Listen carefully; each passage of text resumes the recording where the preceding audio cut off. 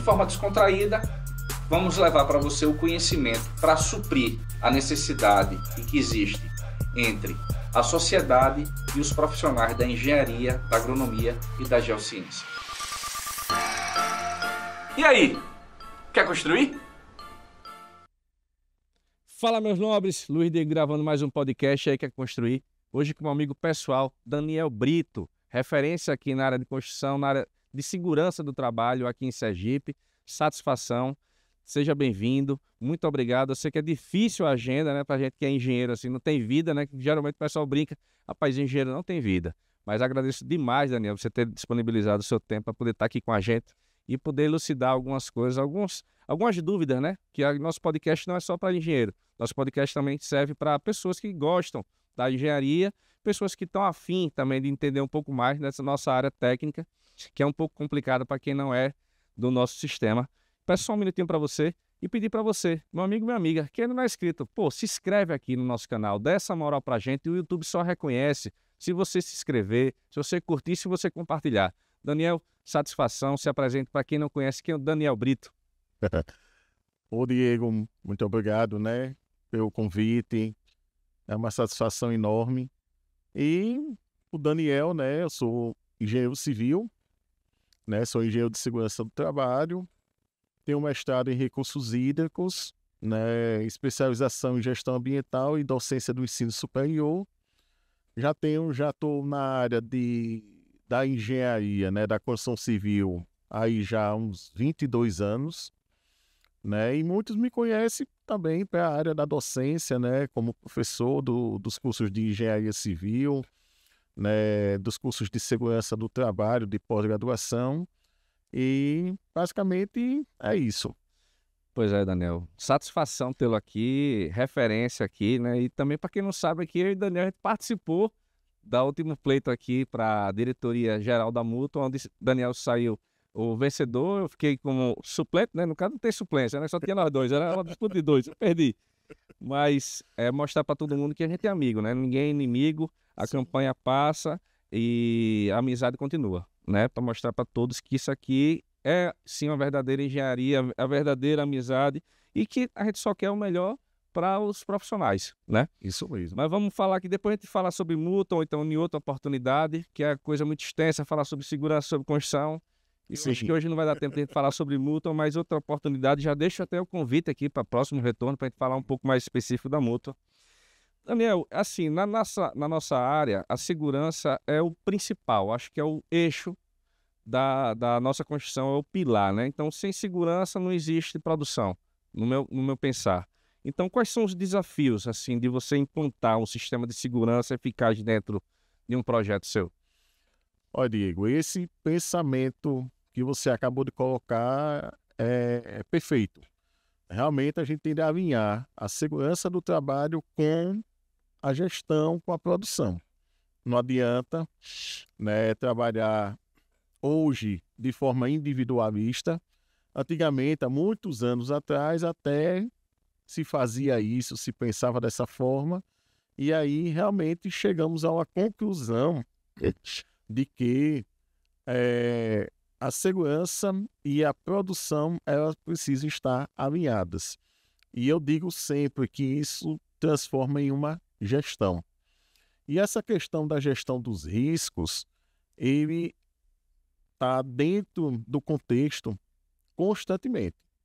Seja na construção civil, seja na área industrial, seja na área fabril, onde quer que seja, a gestão de risco está presente. Então, a gente precisa realmente entender o que é a gestão, o que são os riscos, e aí sim a gente alinhar eles para que a gente possa fazer a segurança do trabalho alinhada com a produção, né, com a produtividade. Como é que você consegue abordar a questão da segurança em projetos de infraestrutura crítica? Veja, aí a gente já entra num patamar um pouco maior.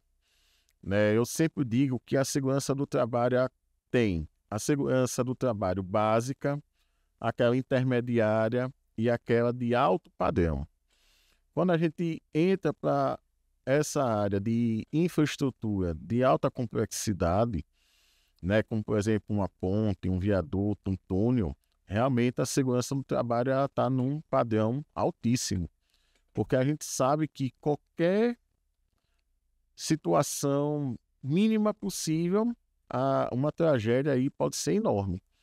Então, a gente diferencia essas obras de alta complexidade dessas obras mais rotineiras que nós temos, como, por exemplo, construção de casa, até mesmo a construção de um edifício. Então, a gente precisa realmente saber identificar, saber como é que está essa complexidade, esse nível de gestão, de risco, né, da empresa, dos colaboradores, dos prestadores de serviço, para que a gente possa atuar. Você tocou aí nessa questão dos colaboradores e prestadores de serviços. Infelizmente, é um pessoal que é complicado para poder usar o EPI, né? Você fornece o EPI, mas eles teimam em não usar, né? Dá um exemplo assim bem claro para quem está assistindo a gente. Um pedreiro, para usar uma luva de látex, para poder mexer em massa. Não usa. Não usa porque diz que transpira, que não sei o que e tal, que é pior e não sei o que, não usa. Aí depois dá um problema de pele e aí vem a lapada para cima da gente construtor, né? Que esses caras não alisam. Eles faz a omissão do uso do EPI e lasca com o construtor lá na frente. O que é que você tem a dizer assim para a gente sobre essa questão de como prevenir, né, esse tipo de acidentes, tipo de doenças que podem ser causadas oriundas de obra?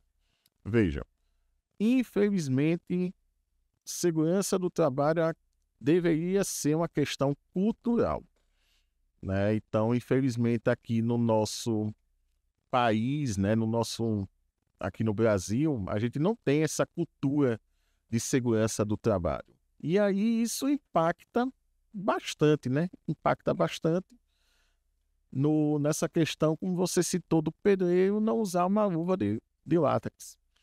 Entendeu? Entendi. Ficar cada vez mais escasso, já está ruim, né? Vou até falar com vocês quando a gente chegar um pouco mais para frente. Mas a tecnologia está revolucionando, né? Não só a parte de obra, mas também na parte da engenharia e na segurança do trabalho. Como é que você pontua para a gente essa parte da tecnologia? A questão da tecnologia, hoje nós temos a inteligência artificial. Hoje a gente não pode mais fugir dela.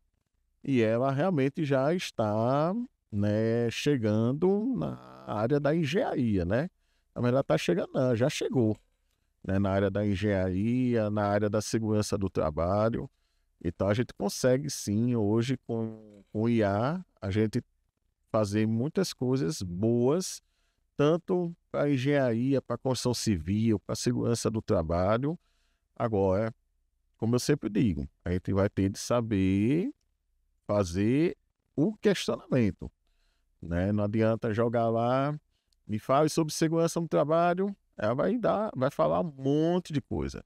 A gente vai ter de realmente montar um quebra-cabeça para que a IA ela possa realmente ajudar a engenharia, os profissionais, né, a segurança do trabalho.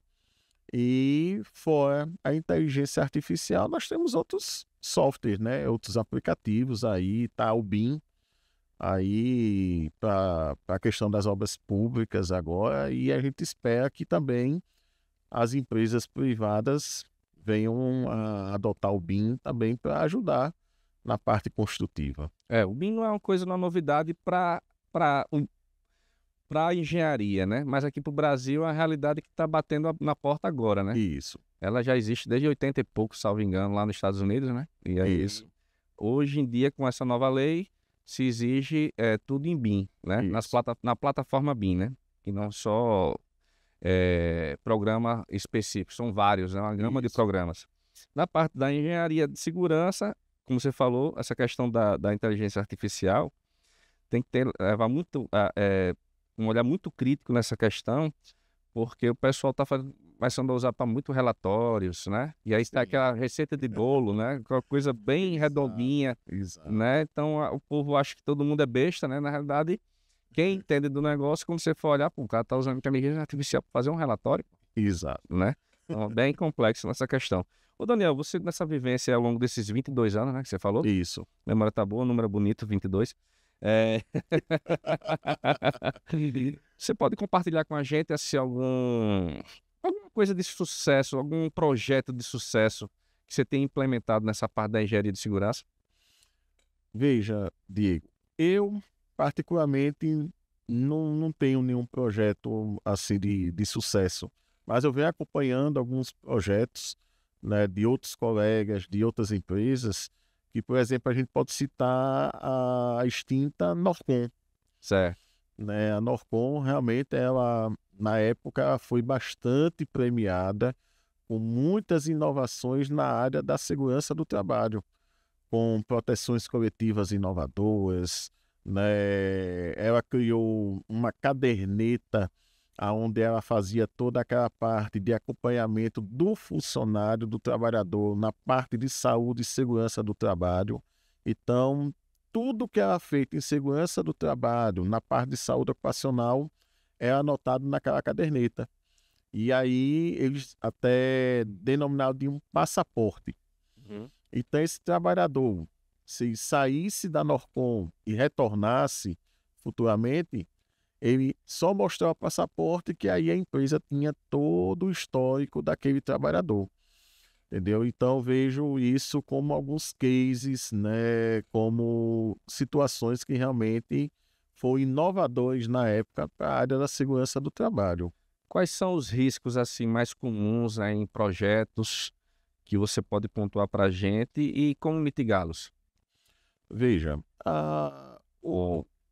os riscos, eles são inúmeros, né? Os mais corriqueiros que mais acontecem, né? O que eu mais presencio no dia a dia são aqueles riscos realmente mecânicos, são os riscos que nós chamamos de acidentes, né? A falta realmente de projeto, a falta de memorial, né?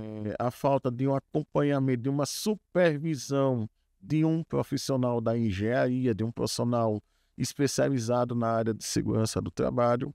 Então, tudo isso acarreta em vários riscos, né? E isso influencia nessa parte do projeto, né? Eu sempre gosto de trabalhar alinhado, como eu falei inicialmente, quando iniciamos aqui essa nossa conversa, não existe hoje segurança do trabalho sem estar alinhada com a engenharia, né? A engenharia de campo, né? Essa questão de trabalhar individualmente, isso acabou. O que é que a gente mais presenciava? A obra inicia depois que a segurança do trabalho entra. Hoje não tem como você fazer isso. Justamente, queria até perguntar para você como é que você integra, né? Como você insere a questão da segurança nas fases do projeto. Se ela vem antecedendo ou se já é execução. É aquilo que é isso que eu venho batendo na tecla. É uma tese que eu estou aí defendendo de que planejamento, orçamento, projeto de engenharia, a segurança do trabalho tem de estar incluída. Não tem como fugir disso. Por quê? Se a segurança do trabalho não está no orçamento, como é que você vai, por exemplo, comprar os equipamentos de proteção individual? Né, os equipamentos aí têm um custo. Se você não tem isso orçado, como é que você vai comprar? Como é que você vai comprar e fornecer? Né? Se você tem proteções coletivas que precisam ser projetadas, tem memorial, depois tem de ser executadas, como é que vai fazer se não está dentro do orçamento, não está dentro do planejamento, não está dentro do projeto? Entendeu? Então não tem mais como você trabalhar separadamente, né? Você tem de iniciar na fase já de planejamento. A segurança do trabalho ela tem de ter espaço dentro do planejamento daquele empreendimento.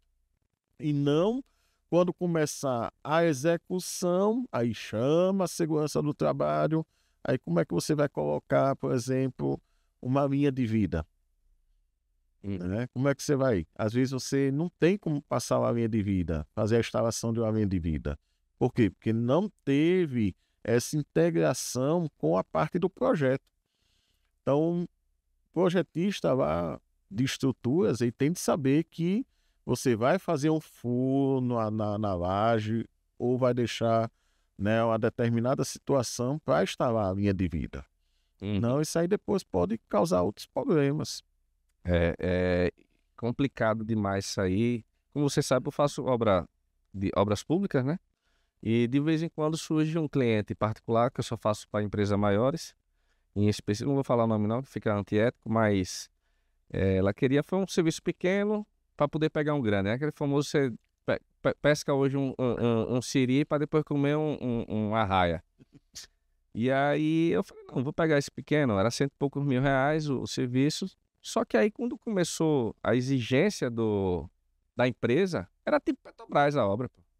Tipo assim, PCMSO, PCMAT, PPRA, todos os programas que não estavam dentro do orçamento. E aí eu falei pro cliente, eu falei, já estava com problema na questão de todos os funcionários tinham que ser fichados por um serviço minúsculo. E minha alocação do meu funcionário tudo nas obras, né? Eu falei, cara, eu tô com dificuldade de arranjar esse tipo de que era específico para poder fazer uma cobertura. Sim. E aí não pode ser qualquer mão de obra, né? Tem que ser um pessoal que saiba trabalhar nisso aí. Então tem que ser específico. É um serviço de durar um mês. Quem que quer fechar um mês? Já é difícil para você oferecer pro cara hoje uma obra de 1 ano, imagine ser fechado de 1 mês. Aí o cara, rapaz, eu não quero, não tenho interesse, se for para poder fazer de bico, eu faço. Já tinha essa dificuldade. E chegou na hora, o cara com essa gama de projeto. PCMSA, PCMSO, PPRA, qual coisa. É tanto P que... E eu falei, cara, isso aí vai, dos 100 mil, isso aí vai comprometer de 10% a 15% o valor, porque eu não sou engenheiro de segurança, eu vou ter que contratar um para poder fazer um trem desse. Aí, mas você sabe, você deu orçamento? Eu falei, cara, deu orçamento, mas não sabia desse negócio não, meu. E aí declinei. Nessa situação, você como construtor e você também como o engenheiro de segurança do trabalho, o que você diz para esse tipo de cliente que quer contratar uma empresa e quer pedir esse tipo de projeto? Para eles terem a consciência de fazer o que você falou aí, né? Fazer o planejamento para poder sair pedindo orçamento para os outros sabendo fazer certo. Isso. Na verdade, tinha de ter um termo de referência, né?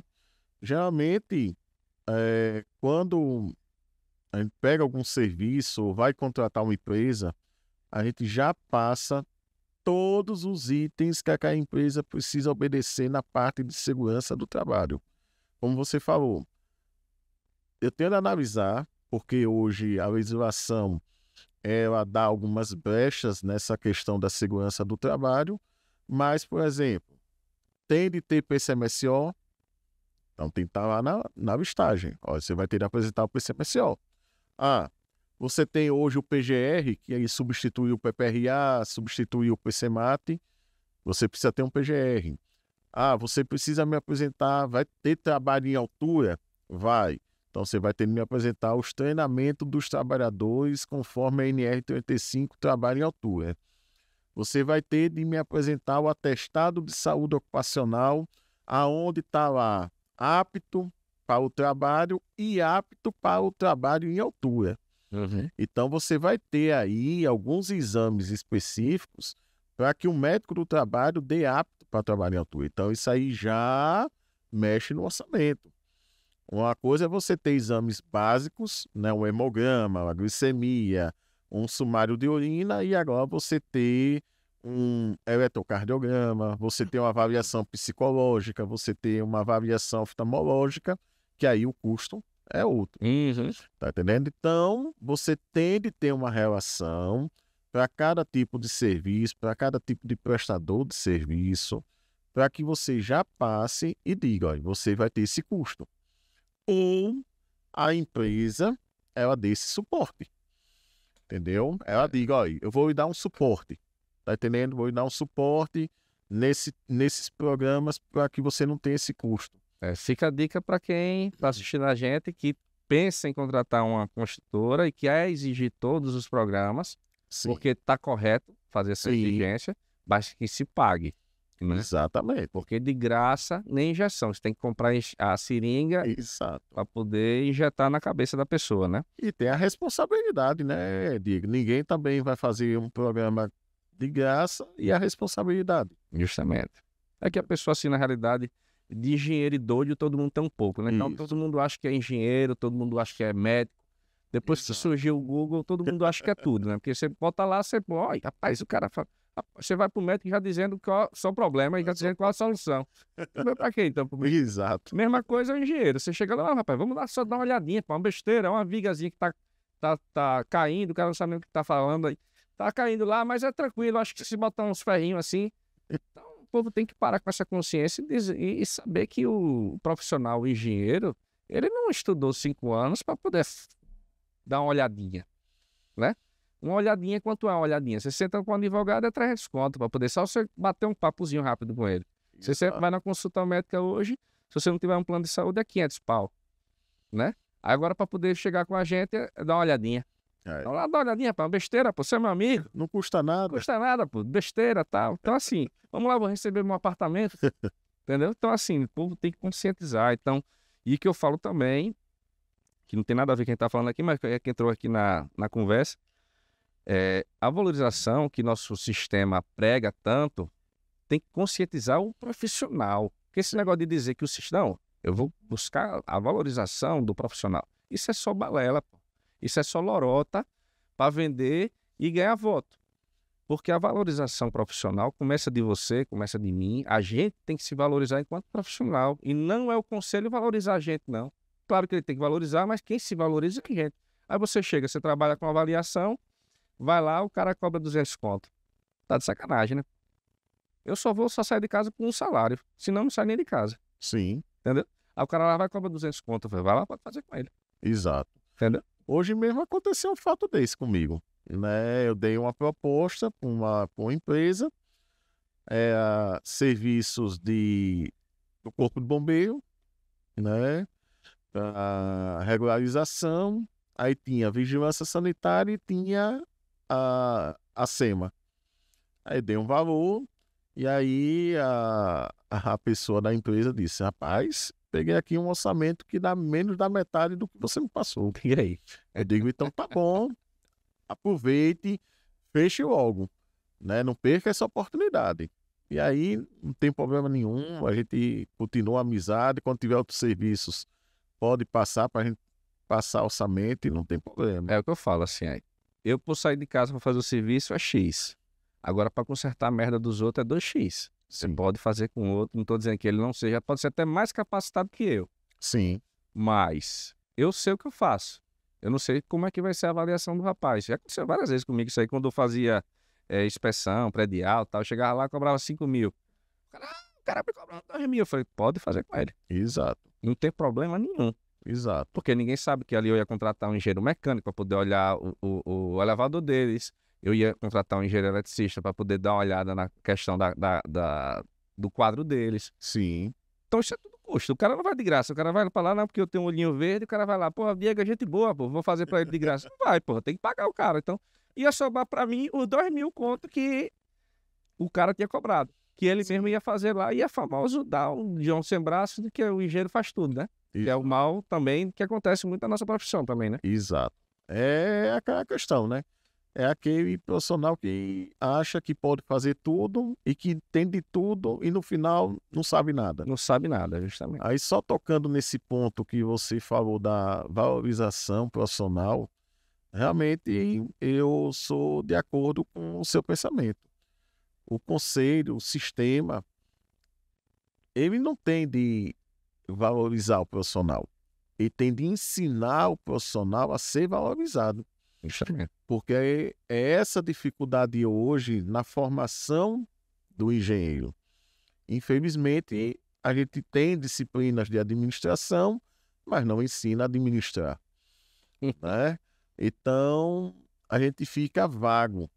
Hoje, um profissional ele tem de cuidar da sua mídia, do seu marketing. E a gente não tem nenhuma disciplina na faculdade que ensina isso. Justamente. Né? Então, o conselho precisa pegar isso, essa fragilidade que eu já vender, né? Exatamente. E transformar, dar esse treinamento, né, de forma gratuita para os profissionais. Porque hoje a gente não tem mais como fugir disso. né? Até se brinca muito que os profissionais hoje estão migrando para a área, né, de YouTube, né, de Instagram, porque é o que está dando dinheiro. Dá mais do que você ser engenheiro. Rapaz, não que seja meu caso aqui, que eu não tô ganhando porra nenhuma, mas a gente faz isso aqui por amor, né, Sim, Daniel? E a gente sabe que a dificuldade de levar o conceito mesmo da parte tecnológica para o leigo ou como para o nosso amigo profissional do sistema é complicado. Antes que eu tive essa ideia de fazer esse podcast, eu saí pesquisando, né? Falei, vamos dar uma olhada aqui o que é que tem sobre engenharia. Aí tem assim, específico de engenharia elétrica, específico de engenharia civil, pouquíssimos, diga-se de passagem. Falei, cara, então vou fazer o seguinte, já que eu tô dentro do sistema, participei, fui conselheiro e tal, falei, rapaz, eu vou fazer um sobre tudo. Claro que eu não vou manjar tudo, né? E nessa que eu não vou manjar tudo, a gente vai discutir aqui quando eu estou conversando com um engenheiro civil, a conversa é mais fluida, né? Porque eu vivo disso aqui já há muitos anos. Mas quando eu pego um engenheiro, que nem eu tenho um colega lá do Rio de Janeiro que vai participar com a gente aqui, engenheiro nuclear. Porra, não sei nem pra onde vai, porra, o negócio, entendeu? Eu vou fazer uma pergunta pra ele, ele vai me responder. Se ele falar abobrinha pra mim, tá massa pra caralho, porque eu não entendo porra nenhuma. Então, assim, vai ser também uma experiência nova pra mim, até pra poder conhecer o sistema em um todo, né? sim, Porque a gente não é conhecedor de tudo, né? Não somos sabedor de tudo. E como você falou, aquele que sabe tudo não sabe nada. Então, isso. pelo menos eu pegar um pouco de cada coisa para poder saber até discutir depois na frente. E se caso um dia, quem sabe, eu saia candidato a presidente, pô, já discutir sobre aquilo ali, eu sei qual a dificuldade do engenheiro, tarará, que nós temos mais de 200 profissões, né, no nosso sistema, né? Sim, Falei, pô, interessante. Então isso aqui que eu estou fazendo é justamente para poder servir para todos os profissionais. Aquele que tem um cara ali que falou sobre engenharia, não sei, de pesca, também, que é pouco difundido e sim. discutido, né? A gente passou aqui, Ricardo, engenheiro de pesca. Então é isso aí. Fugimos um pouquinho aqui da nossa pauta, mas o bate-papo tá legal, então é bom assim. Nessa parte da engenharia de segurança com o meio ambiente, eu fiz muita obra industrial. Em obra industrial pega no pé bastante, né? Parte de obra, eu fiz obra para Votorantim, obra para Petrobras. Eles batem bastante nessa questão ambiental. Como é que você pontua pra gente isso aí? Veja, hoje meio ambiente tá como segurança no trabalho. Ninguém hoje pode fugir, né? Hoje o meio ambiente ele tem de ser praticado, ele tem de funcionar corretamente. Você tem de preservar, porque se você contaminar, se você degradar, se você desmatar, se você até matar o animal silvestre daquela região, realmente você vai responder por isso, né? Então, hoje a questão ambiental é tentar bem focada. Claro que, às vezes, o pessoal confunde muito o engenheiro de segurança do trabalho com o engenheiro ambiental. São coisas totalmente distintas. Tem empresas que, às vezes, né, por questão de economia, quer agregar essa função para o engenheiro de segurança do trabalho, e só se o engenheiro de segurança do trabalho tiver como formação, né, a sua graduação como engenheiro ambiental. Tirando isso, são áreas totalmente diferentes, mas elas estão conectadas. Porque, às vezes, a segurança do trabalho ela pode ocasionar um dano ao meio ambiente. A construção civil pode causar um dano ao meio ambiente. Então, dentro da segurança do trabalho, o que é que a gente tenta fazer alinhado ao meio ambiente?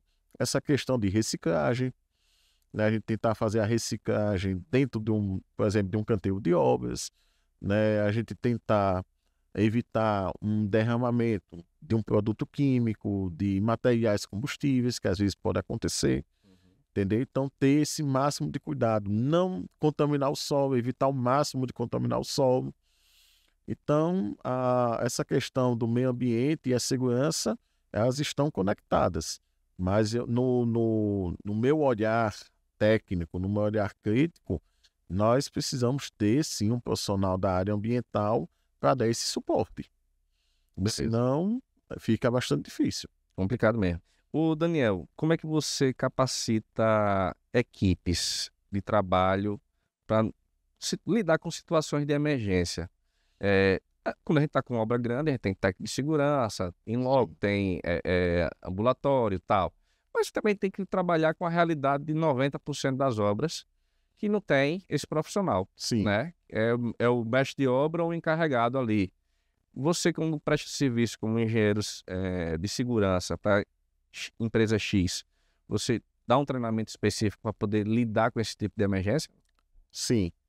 Primeiramente, é obrigatório o treinamento. Né? O que é esse treinamento? Na construção civil, a gente vai dar aquele treinamento inicial, né, voltado ao ambiente construtivo, e dentro desse treinamento a gente aproveita para dar aquelas noções de combate a incêndio, dar aquelas noções de primeiros socorros. Geralmente, a gente fala o básico. Quando aí a gente vai fazer a separação desses treinamentos. Eu vou ter um momento que eu vou ter um treinamento só voltado a primeiros socorros. Aí o que é que eu faço? Contrato, né, chamo uma pessoa especializada nessa área, para que realmente foque na parte não só teórica, como também na parte prática do primeiros socorros. Por quê? Porque no canteiro de obras, hoje, o ambulatório, com a nova NR18, na atualização dela, o ambulatório deixou de existir. Antigamente, a gente tinha, nessa questão do ambulatório, quando a gente tinha 50 ou mais trabalhadores. É obrigatório ter um ambulatório. Hoje a gente não tem. Continua a obrigatoriedade de a gente ter o kit de primeiros socorros. Certo. Então, geralmente, o profissional de segurança do trabalho, quando você tem um técnico, né, quando a gente tem obras que têm essa obrigatoriedade, o técnico, na sua formação, ele tem um momento de formação de primeiros socorros. E aí, quando você não tem, como você citou, quem é que vai ficar responsável? Então, geralmente, é interessante a gente treinar uma ou duas pessoas mais capacitadas, né, com um grau de instrução um pouco maior, para que numa situação dessa ele dê esse primeiros socorros. Por exemplo, um corte, né, um ferimento, uma queimadura, que acontece muito, né, por exemplo, o carpinteiro vai lá, dá uma martelada no dedo, arranca realmente até a unha, entendeu? Então, esses são as noções básicas, e daí encaminhar esse trabalhador até uma unidade de saúde. Se for algo mais sério, não tem para onde correr. Ou chama o SAMU, ou chama o Corpo de Bombeiro. Entendeu? Mas tem de existir treinamento. Você não pode hoje deixar, né, negar que você não pode treinar aqueles trabalhadores. Claro que a gente sabe que é um treinamento básico. Tá entendendo? Ninguém vai se aprofundar, ninguém vai agora fazer um treinamento que eu vou conseguir salvar alguém. Mas são técnicas que às vezes vão poder ajudar naquela situação. Entendi. Maravilha. Peço licença, Daniel, para você agradecer aqui nossos patrocinadores, né? Agradecer a Geobras, Serviços Geotécnicos Geobras, 3D Engenharia, pensando em obra de casa de luxo, 3D Engenharia, Barbearia Marcelo, fica lá na Farolândia, corte masculino, Barbearia Marcelo, Soedes Empreendimentos, construções de obras públicas, Bergs Hidráulica, serviço hidráulico, Bergs Hidráulica, Suprimac, aluguel de equipamentos e máquina, Suprimac, GL Construções, obras de incorporação, GL Construções, Friotec, peças de ar-condicionado ou ar-condicionado, Friotec. Desculpa aí, tá atrapalhando você no seu raciocínio, mas agradecer aos patrocinadores que sem eles isso aqui não existia, né? Isso é importante. Iria existir, mas com um pouco de qualidade, mas não seria essa qualidade toda que o pessoal está assistindo na casa aí de vocês. Tudo 4K, microfone e áudio, tudo Shure, tudo filezinho. Então, graças aos patrocinadores, a gente consegue levar para eles uma qualidade melhor. Vamos mudar aqui um pouco a chave, Daniel, e vamos falar mais agora na área gostosa, que é a área da construção. Não que a segurança seja boa, mas a construção que é legal. Vamos lá, falta de mão de obra, que eu estava até passando com você aí no começo do nosso bate-papo, cada vez mais escasso. né? Construção civil sofrendo bastante essa questão de falta de mão de obra. E aí o cara fala, porra, então tá bem pra caramba, né? Tem emprego pra todo mundo. Ao contrário, né? O pessoal deixou de trabalhar em obra por conta que vários auxílios, né? O pessoal não quer trabalhar mais, pegando numa enxada, pegando no carrinho de mão, porque tá ganhando do governo o que ele vai trabalhar, então ele prefere não trabalhar, porque ele vai ganhar do governo. Porque se ele for trabalhar, ele perde o auxílio. Como é que você vê essa questão aí que está impactando no setor da gente, construção? Olha, Diego, eu tô com uma obra aqui na Sarney e realmente a gente sofreu bastante para conseguir mão de obra. Primeiro, a distância. Segundo, como você bem colocou, hoje os vários incentivos, benefícios que o governo está dando, então isso acaba afastando realmente o trabalhador. A outra situação é que a nossa mão de obra é bastante ruim, né? Uma mão de obra não qualificada.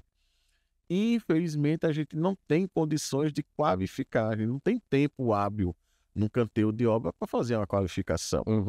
Né? Até deveria ter uma escola, né? Fica aí a sugestão de ter uma escola que realmente formasse, né, profissionais para a construção civil.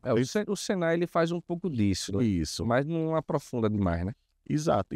E hoje está bem escasso, né? Até para formar turma, porque você não encontra o profissional, não encontra pessoas interessadas, né? Geralmente as pessoas hoje estão interessadas em áreas que realmente dão dinheiro, né? E que você também não demande um tempo de formação grande. Então, assim, nós estamos realmente com bastante dificuldade com mão de obra, né? E isso vem impactando seriamente. Então, a obra não consegue seguir aquele planejamento, aí não consegue realmente entregar aquela obra dentro do prazo. Por quê? Não é porque não quer, é porque não tem mão de obra. É isso, e o cliente não entende isso, né? Exatamente, não tem mão de obra. Então, fica poucos trabalhadores para uma gama de atividades e serviços enorme. E é aquela história, quando encontra, pouco tempo fica. Porque eu não sabia que era assim, tão cansativo, não sabia que era pesado, não sabia que tinha de enfrentar o sol, entendeu? Poeira, Subvão. exato, é complicado, entendeu? Então, não sei até que ponto a construção civil vai conseguir ainda se sustentar, porque está faltando mão de obra. Eu estou colocando aí, nas entrevistas que estão passando aqui, estou botando aí de 10 a 15 anos, escassez total de mão de obra. Por isso que se você está acompanhando aí, tá aí. O Musk, né, desenvolveu aí os humanoides, né, os robôs que vão fazer atividade de construção civil. Já está em teste, está aí se especulando cada robô desse $20 mil. Vou comprar todos. Entendeu? E aí, a empresa que tiver capital... Aí já não sou eu. Agora eu não vou comprar todos não. Né? Só são os 3. Só. Por quê? Você não vai ter aí... Não vai ter questão de acidente. Você não vai ter ninguém aí afastado. Você não vai ter aí ninguém doente. Você não vai ter aí encargos sociais. Processo trabalhista. Ninguém vai dizer que está cansado, está exausto. Entendeu? Produtividade lá em cima. A produtividade vai ser você não vai conseguir nem mensurar aquilo que você achava que em um dia você fazia 20 metros quadrados, você vai fazer 200, 300 metros quadrados. Ou mais.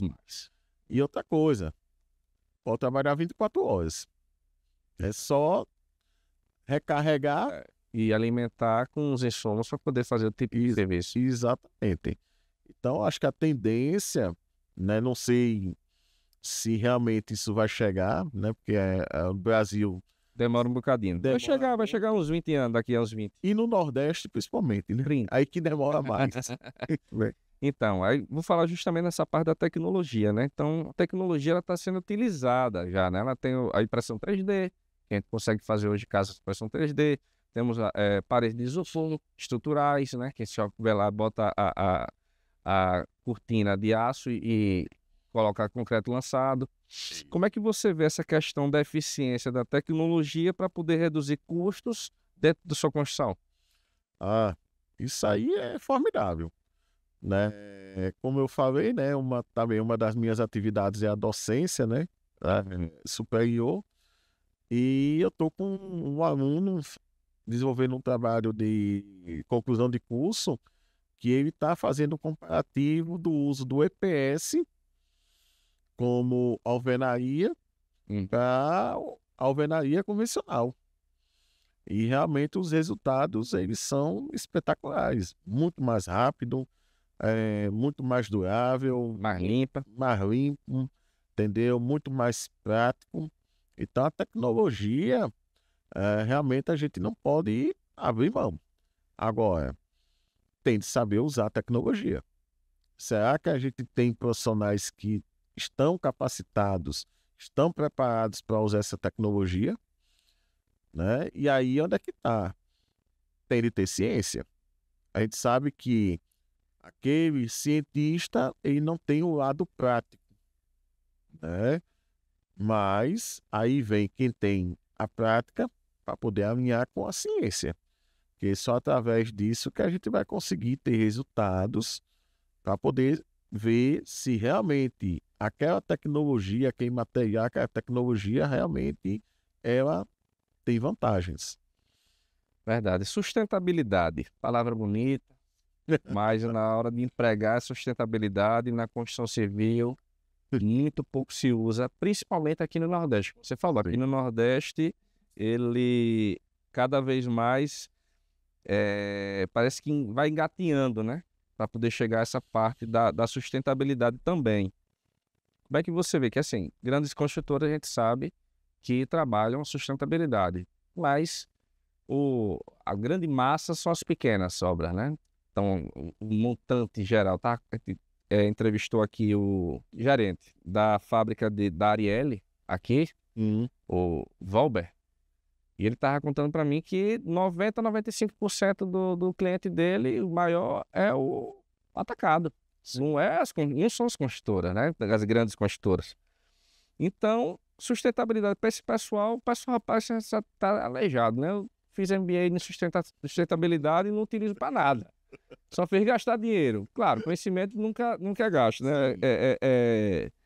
É benefício, mas você não consegue implantar. Como é que você vê essa questão de sustentabilidade na construção civil? Veja, infelizmente, a gente não consegue aplicar sustentabilidade aqui no Nordeste, né? Principalmente aqui em Sergipe. É como você falou, uma palavra muito bonita, né? Tá na moda, é a moda, entendeu? Não podemos deixar de ter sustentabilidade, mas infelizmente ela não consegue ser praticada. Quando nós vamos para o sul, para grandes estados, aí você começa a ver sustentabilidade. Agora, se a gente for ver o que é sustentável na construção civil hoje, eu não vejo, né? Ainda trabalhamos convencionalmente. É bloco cerâmico, entendeu? Aí a gente tem lá um desperdício. E esse material vai para onde? Eu tive agora recentemente participando do Ibracon, que é o grande congresso na área do concreto, né? Aconteceu agora em Maceió, e assisti uma palestra realmente com o que fazer com a sobra de concreto, né? Esse resíduo, não deixa de ser um resíduo.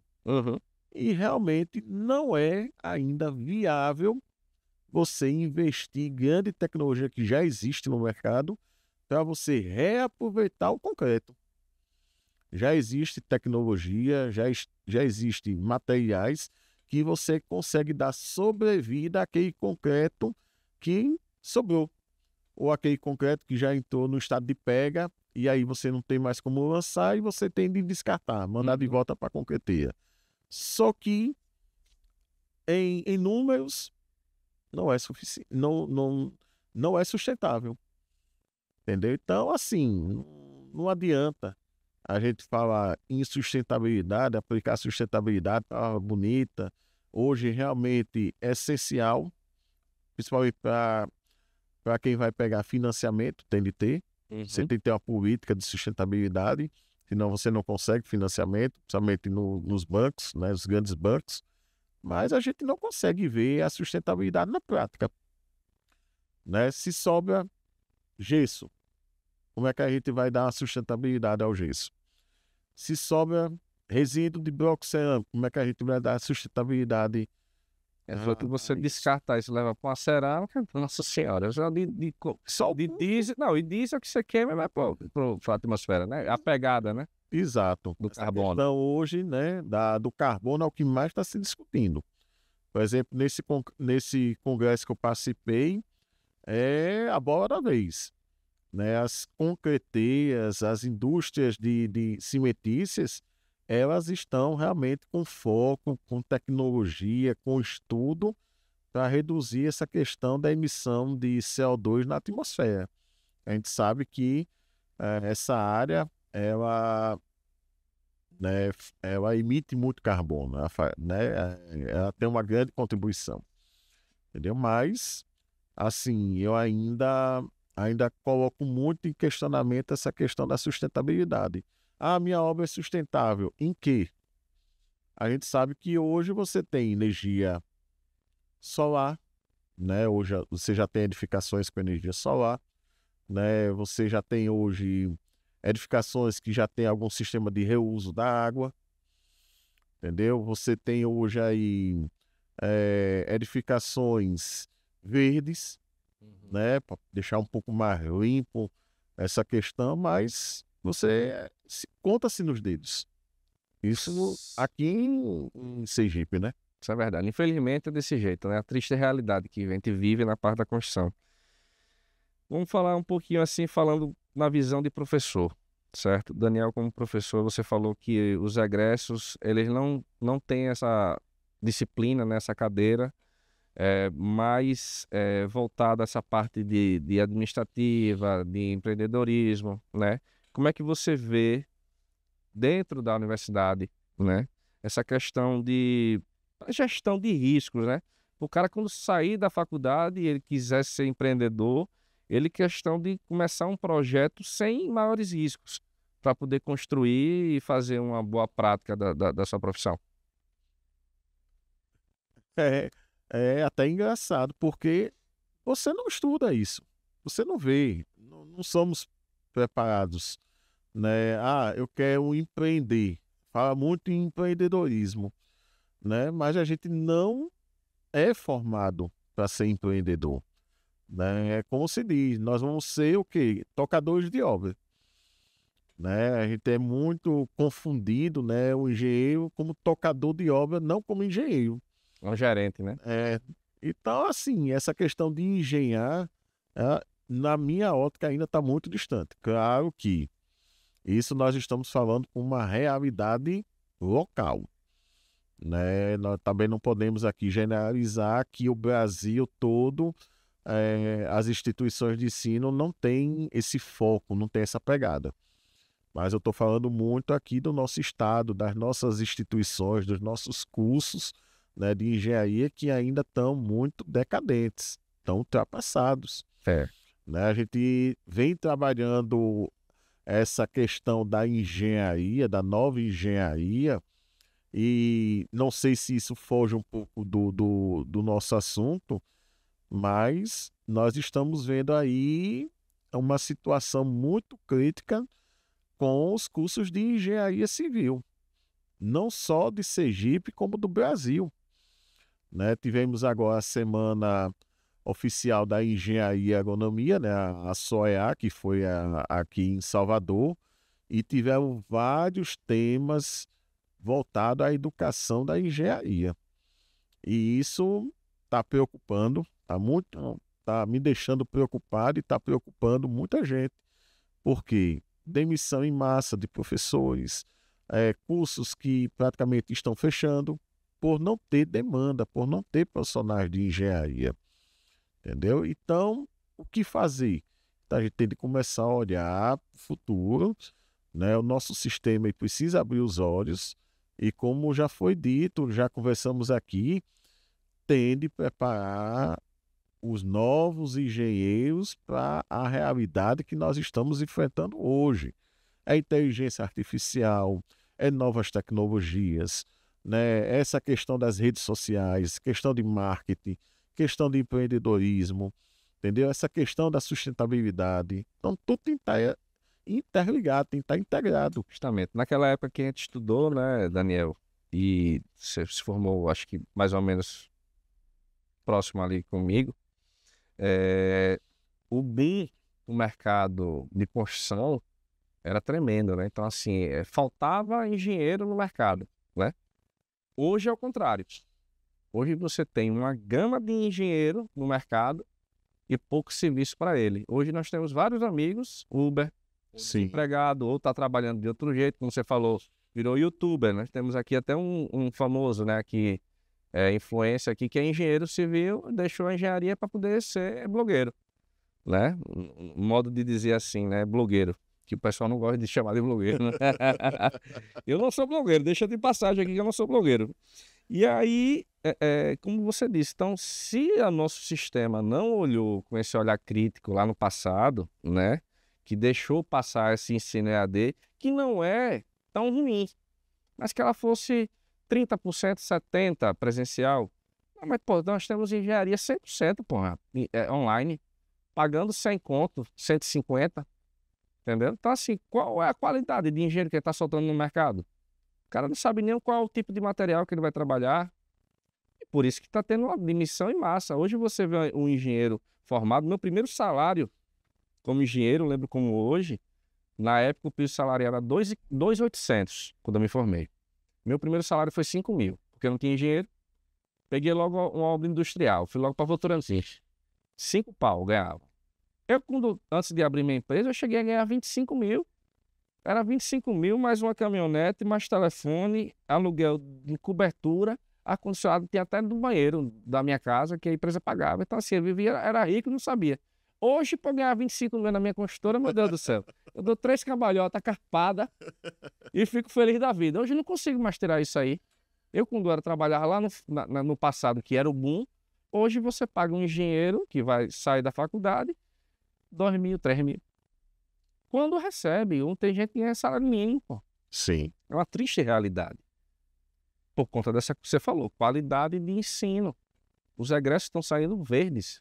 Sim. O pessoal sai despreparado. Quando eu saí da faculdade, eu dava muito engenheiro, porque eu, desde o primeiro período, comecei a estagiar. E era curioso, né? Eu ficava colado ali no encarregado. Hoje não, pô. Hoje os engenheiros são tudo no talinho, não quer ir pro sol, não. Eu só me via de nuca preta, né? Nuca escura, de queimado de sol. Por quê? Exato. Porque eu queria aprender. Hoje não. Os alunos não querem mais aprender. Não, só querem ficar dentro do escritório no ar-condicionado na frente de uma tela de um computador. Então, justamente isso aí. É tenso, viu? E vamos lá. Economia, né? A economia não está bem, pelo menos para mim não está, né? Sendo realista, né? E eu que faço obra pública, eu sinto demais as prefeituras sem dinheiro para poder pagar. Eu tenho prefeitura que me deve há 5 anos. Tem prefeitura aí no baixo, me deve há 6 meses, né? Então é complicado hoje você estar trabalhando com a economia do jeito que está. Tem gente que pinta que está uma maravilha. Eu queria estar vivendo em Nárnia, que nesse pessoal que fala que está uma maravilha. Tá maravilha para quem é funcionário público, para quem vive da parte privada, que vem oriundo da parte pública, tá complicado. Sim. Como é que você vê essa questão do setor da construção civil e quais as perspectivas futuras, né, da parte da economia voltada como está no ambiente de hoje em dia? Veja, a gente precisa ser otimista, né? Sem dúvida, nós somos brasileiros, né? A gente nunca perde a fé, nunca perde a esperança, mas eu não vejo grandes expectativas, né? Porque o que mais se concentra hoje são as obras públicas, mas aí a gente sofre com aquela situação. O cara tem o dinheiro, mas destina-se para outras coisas, e na hora de pagar, o construtor não paga, né? E aquele que não tem né, condição, ele vai ter de pagar a obra, ele vai ter de entregar a obra, vai ter de fazer distrato, tá entendendo? E outra coisa, também ninguém aqui vai estar dando uma de doido de pegar o seu dinheiro para estar investindo, injetando na obra pública, para depois receber o famoso calote, né? Tá entendendo? Então, assim, a gente tenta ser otimista, a gente quer ser otimista, né? A gente vê aí hoje um aquecimento, né? A gente não pode deixar de falar isso. Está tendo um aquecimento, sim, na construção civil, mas é um aquecimento restrito, né? As empresas já têm seu corpo de engenheiros. Antigamente você tinha 10, 15 engenheiros numa empresa, hoje você tem 2, 3, 4 para tomar conta de todos os empreendimentos. Justamente. Entendeu? Então, isso é preocupante, né? Também vem essa questão da preocupação de não conseguir daqui a pouco formar mais novos engenheiros. Vem essa questão da qualidade do ensino. Vem essa questão que você já abordou do EAD. Entendeu? O MEC diz que a gente pode até 30% de um curso presencial ser EAD e a gente tem um curso EAD 100%. Né? Então, a gente não entende como é que o cara faz topografia EAD, eu não entendo como é que o cara faz materiais de construção EAD, tá entendendo? Eu não sei como é que a pessoa faz mecânica dos solos, estrada, tá entendendo? Então, assim, construção civil, que é onde você vai fazer a prática. Também, né? Para você conhecer o tipo de agregado que você vai trabalhar. Eu sei que hoje as plataformas estão cada vez mais tecnológicas, né? Mais realistas. Hoje você tem a realidade aí virtual. Enfim, diversas ferramentas, mas isso não substitui o profissional que está lá vendo, pegando, praticando, tá entendendo? E o que também eu sinto isso, e eu já venho batendo nesta tecla há muitos anos, é das instituições fazer um laboratório prático dentro da sua universidade, dentro da sua instituição. O que é isso? Vamos construir uma casa, né? Vamos pegar o aluno de engenharia para ir fazer o quê? A marcação de uma alvenaria, entendeu? Suspender, né? Fazer a elevação de uma alvenaria, fazer um travamento, que a gente chama de cunhamento, entendeu? Não vê isso, então podia pegar uma área e construir, derruba, reaproveita. E esse material, o que é que a gente pode fazer de reciclagem, de mudança, de melhoria? Como é que a gente pode fazer a instalação elétrica? Por isso que está aí, né, as obras de parede de concreto tomando conta. Porque são obras rápidas, são obras limpas, são obras realmente industriais, porque a gente chama muito a construção civil de uma indústria, mas de indústria não tem nada. Pouco a gente vê. Então, enfim, a perspectiva para a construção civil, eu espero que seja melhor, mas a gente está na mão mesmo do poder público, que é quem faz obra. Porque eu falo bem assim, tudo é política. Você pode não gostar da política, mas a política ela está contida em tudo. Então, você tem que, desde a hora que você vai lá na urnazinha e deposita lá seu voto, você tem que pensar que a política está envolvida, direto ou indiretamente, na sua vida. Sim. Isso vai impactar, né? Principalmente a gente da área tecnológica. Na sua visão, quais as habilidades e quais as competências que hoje são procuradas dentro de um profissional no mercado? Estou falando isso com você na sua visão de professor que você passa para os seus alunos. Essa sua pergunta é bem interessante. Constantemente eu falo para os alunos que hoje o mercado de trabalho está competitivo, ele sempre foi competitivo, hoje está muito mais competitivo, e hoje o profissional ele tem que ter uma alta performance, né? Até brinco com os alunos dizendo que hoje as empresas querem um super engenheiro. Ele não quer um engenheiro, ele quer um super engenheiro. Por quê? Hoje um engenheiro, vamos pegar um engenheiro civil. Hoje ele tem de saber não só a engenharia civil, as ferramentas, toda essa parte prática da engenharia, né, tecnologias, tem de saber tecnologia, tem de saber segurança no trabalho, hoje é um requisito, por isso que a gente não pode deixar de falar que a segurança no trabalho ela é importante, é fundamental. Você pode até não gostar, pode ser muito sua prática, mas você tem de entender e tem de fazer. Hoje querem profissionais que entendam de meio ambiente, a gente falou aqui também sobre essa questão, né? Tem de saber meio ambiente, tem de saber processos de qualidade, né? E hoje tem de trabalhar com as ferramentas de qualidade, tem de saber dominar uma língua estrangeira, que às vezes eu não entendo isso, se a função é no Brasil que se fala português, para que eu vou precisar falar inglês, ter autodomínio de inglês, de espanhol. Tudo bem que a gente tem muitos investidores estrangeiros, né, muitos profissionais que estão multinacionais, mas eu não vejo essa exigência, tá entendendo? E outra coisa, tem de dominar informática, entendeu? Não importa, tem de saber Excel avançado, tem de saber AutoCAD, o pessoal fala muito que o AutoCAD está ultrapassado, que vai sumir, mas é o que a gente trabalha, tá entendendo?